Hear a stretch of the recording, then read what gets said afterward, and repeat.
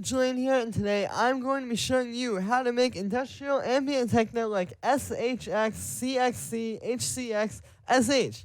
That was a mouthful. As usual, you get the project file and samples and MIDI and presets. All of that stuff from this video is in the description, and if you're a patron on my Patreon, check there because it's already available. And yeah, let's dive in. So the first sound that we have here, we're at 134 BPM. It's the kick, which sounds like this.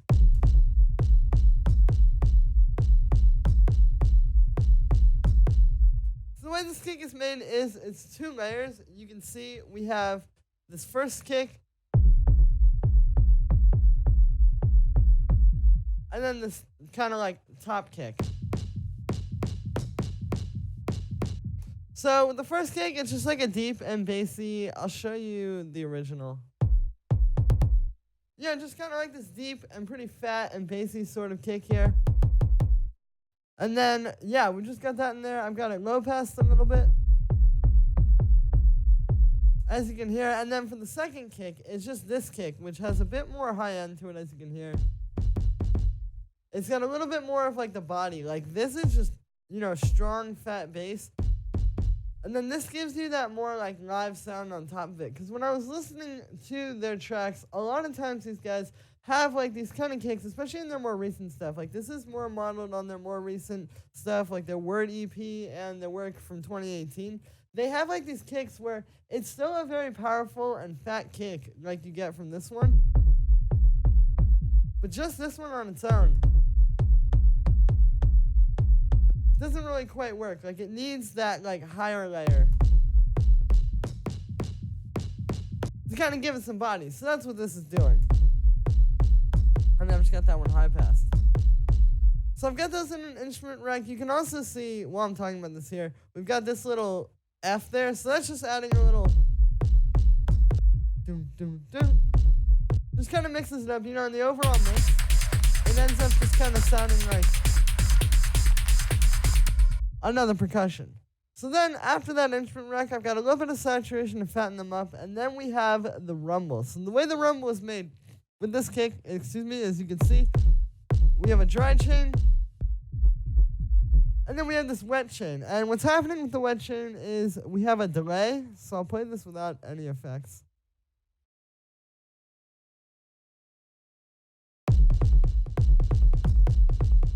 We're just creating that burp, like that. Then we distort it, which you can hear really brings out, obviously, you know, it's bringing out a lot of high end, but it's also really bringing out that fat, powerful low end. And then we low pass it. And there you go, you get just a rumble. So the delay is really cool to work with for these kinds of kicks, like when it's not just playing like doom, doom, doom, and you kind of have a little bit more room to play with some 16th notes and different like rhythms with that. You can make something really interesting with delay, because like just by putting it at 8th notes here, we're getting that kind of rhythm, you know. So yeah, and then after the low pass filter, I have this side chain to the dry kick.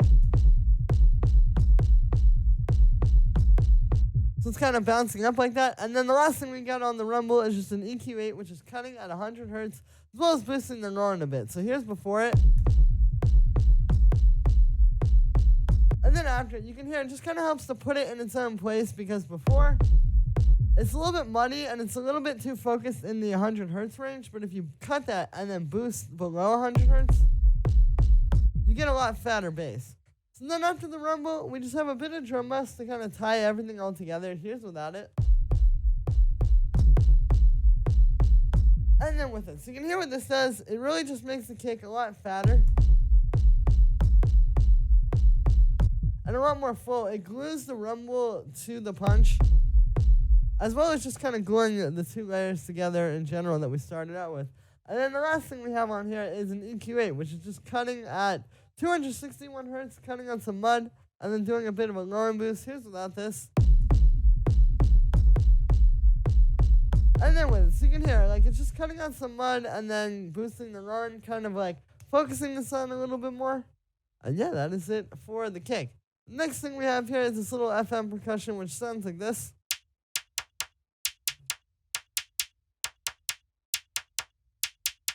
So it's just a simple percussion sound made using FM synthesis. I've got operator here, so you can see what's happening is we have 4 sine waves. The first one is on that sine 8-bit there, and then you can see they're just all at different octaves. I've got them all detuned a little bit, and then they're going into a bandpass. So here's before the bandpass. So it's really just kind of like this really metallic sounding noise at this point with all this stuff going on. But yeah, and then I have those going into a bandpass. When it's set like this, you can see it's got an envelope there, and the envelope's really tight, so it's like it's just a really quick click like that. And you can see I've also got this LFO on the filter frequency, so it's sort of moving the texture a little. Like, it's very subtle. But here's without it. You can hear it's very much just like in one place, and then with it, it just gives the sound a little bit more movement and a little bit more life. And then the only effect I have on that is just a bit of drum bass. This is really just to make it hit a little harder. Here's without it. And with it, you can also hear it really helps to kind of take it away from like sounding like a synth. Like now it sounds a lot more like some hard hitting percussion. And yeah, the next sound that we have here is this noise percussion, which sounds like this.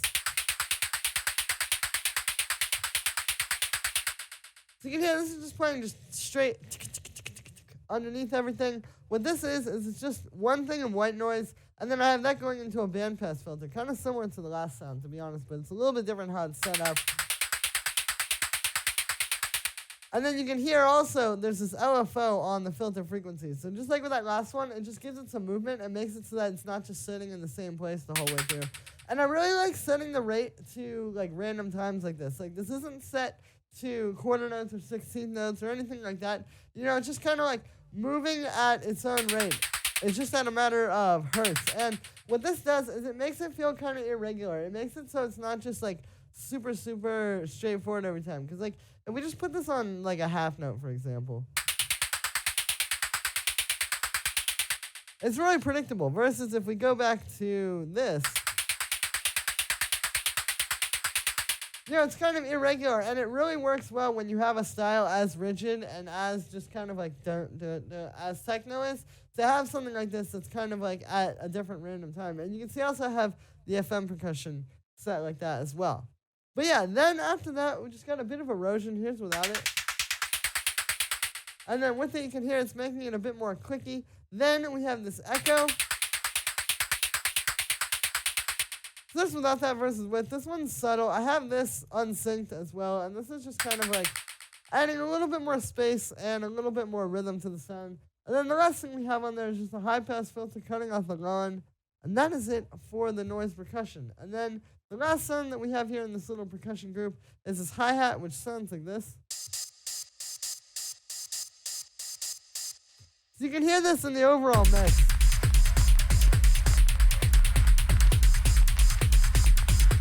I feel like it adds a lot of intensity to the groove, because like if we turn it off and then turn it on, you can hear it's adding in these like fast stabs of essentially noise, like high end.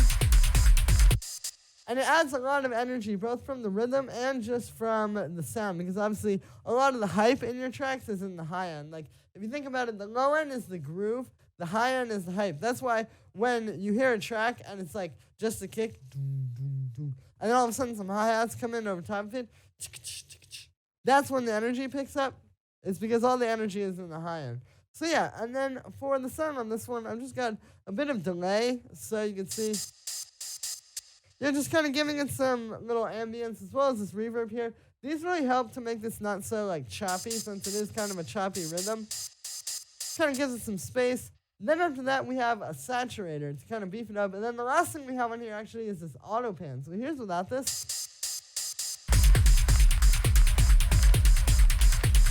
And then with it. So you can hear this kind of keeps this under control a little bit. I have this on all the other elements I'm going to show you after this as well. But this is just kind of like simulating what you would get if the kick was just playing doom, doom, doom, and you sidechained it.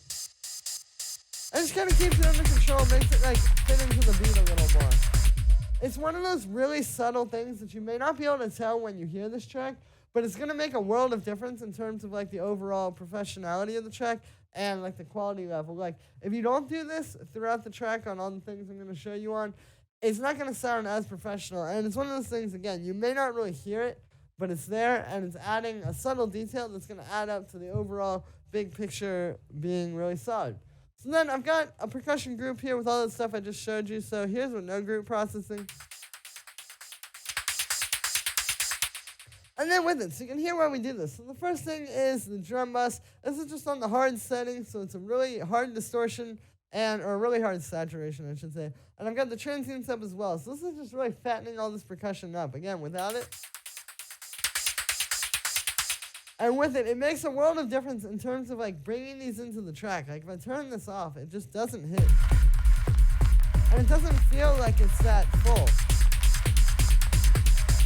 But with it, the percussion fills out the mix where you need it to. And then the other thing we have on there is just boosting the high end a little, just to give it a little bit more sharpness. Here's without it. And then with it. And yeah, that is it for the percussion. The next thing that we've got here is this metallic drone, which sounds like this. So this is just adding something kind of more like synthy. So it's not just percussion. You know, maybe you would have like, the arrangement would be something like this. Like you could have these percussions. And then we have a part where it all comes in like this. That's the idea with this, is it's meant to be for that part of the track. So this is playing F. That is the key we're in technically, but obviously, you know, the way this synth is set up, you're not really hearing an F. So you can see with this, I've got these all, just basically some FM with some sine waves here. They're all at different octaves. I've got them detuned as well. And that's how you really get the metallic sound, is by having these at different octaves and then detuning them. Because if I turn off the detune, you can hear. It's close, but it's still just like a note. But then when I turn on those detunes, there we go. And then I have that going through a bandpass filter inside the synth. Even though we do have a bandpass right here, you can hear that this makes an important difference. And yeah, then after that we have this bandpass over here. So here's without this. And then with it, so you can hear this is doing two things. One is dialing the sound back so that it's not so in your face and so that it kind of fits into the mix a little more. And also it's giving it some movement. So you can see I have the LFO on here and I have it on the noise setting. So it's just kind of like randomly moving around. It's also panning a little. And again, we have the rate at an irregular time, so it's not just like a straight 16th note or anything like that. And yeah, it's just moving the sound around. You know, it makes it so you're hearing it in all different places. And again, it's like the subtle stuff like this that's going to add up that you may not really notice or you may not really think to do. But this is what's going to add up to the overall track being a lot more full and a lot more professional sounding. Then after that, we just have a bit of chorus to spread the sound out, as well as a bit of reverb. These are both just giving it space and kind of putting it in a little bit of the background of the mix. And then the last things that we have on there is just a drum bus, just to fatten the sound up. And this also helps to bring out the reverb a bit. Then we have a high-pass filter cutting out the low end. And then finally an auto pan doing that same kind of like quarter note pulse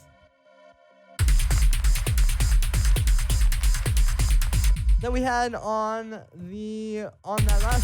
hi-hat. And yeah, that is it for the metallic drone. And then the last thing that we have here is the noise, which sounds like this. So noise is really important for the style. Like when you listen to these guys' tracks, every single one, they have tons of noise in there. It's being layered together, it's being processed, you know, it's kind of being shaped texturally in a way that really adds to the overall track. Like if I turn this off, listen to how this sounds.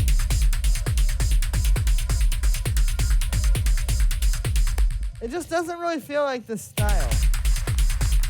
Compared to when we added in there, it adds that texture over top of everything. So what we have here is we have three layers. We have some room noise. That's just being high passed a little. We have some water noise. You can hear it kind of sounds like a creek or like a waterfall or something like that. And then we have this juicy vinyl noise, which you can hear. I chose this one in particular because it's all crackly. I really like how those crackles sound in the mix. So yeah, these are just 3 different types of noise I've heard in these guys' tracks, and in a lot of tracks in the style. And like when I'm making this stuff for myself, I like to use noise like this. Like it's all just about finding stuff that kind of sits in different places. Like this one is very bright. This one's more mid-rangey. So then you can hear those 2 fit together, and then this one just adds in those crackles. Like we can hear each of these individually, and each of these is doing something. It's not just a bunch of noise just for the sake of having noise. And then I have those in a group together, and they're just being processed a little bit as a group. So you can see we just have a high-pass filter and then some saturation. Here's without the saturation. So you can, that's going to be really important for just getting the texture kind of more even and gluing it all together. Like this one takes these 3 noises, and they're 3 different things, but it pushes them together and kind of makes them into one just nice, big, fat-sounding texture. And then the last thing we have on there is that same auto pan doing the quarter note pulse.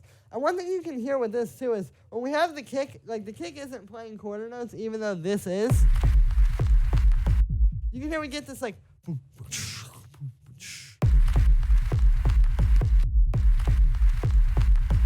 kind of like that, you know. So it's an interesting rhythm that you get with that, and it's like these are the kinds of things you want to think about with this style of techno in terms of making it interesting and making everything kind of play off of each other. It's like with this style, you can't just have like, okay, here's a cool kick, here's a cool hi-hat, here's a cool lead. It's like everything needs to work together and really fit together and be like one solid thing to really make this style of stuff work. So yeah, that is it for the noise, and that is also going to be it for this video, guys. I hope you enjoyed. As always, make sure to like this video as well as subscribe, and let me know what you think of this video in the comments. Like I said in the beginning, you can get the project file and samples and MIDI and presets, all of that stuff from this video in the description, and if you're a patron on my Patreon, check there, because it's already available. Thank you so much, guys, and I will see you tomorrow with another video.